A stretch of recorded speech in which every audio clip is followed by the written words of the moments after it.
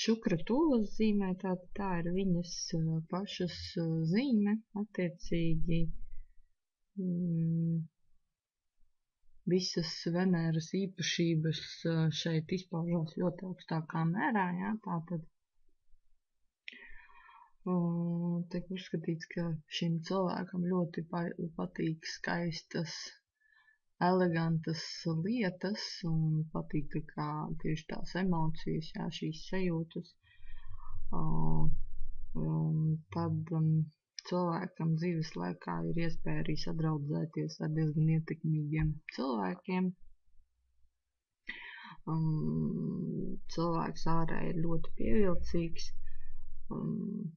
Teiksim, kā es jau iepriekš minēju, mīlu skaistas lietas tikai tāpēc, ka tieši no skaistām lietām, no skaistiem cilvēkiem, priekšmetiem un tā tālāk viņš tā kā gūst baudu.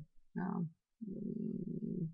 Baudas cienītājs skaistumu, ja tā varētu nosaukt viņš, jā, vai kaut arī tiešām skaistas puķes, skaista automašīna, skaistas rotas, sievietes, vīrieši, cilvēks, teiksim, ļoti bauda.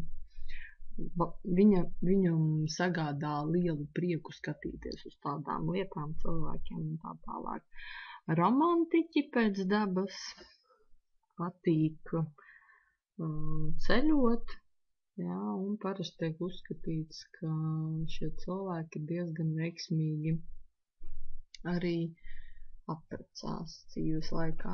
Bet, protams, kā es vienmēr saku un atkārtojos nevienu reizi, kad vienu šādu pazīmi nedrīkst skatīties, jāskatās kartē kopumā.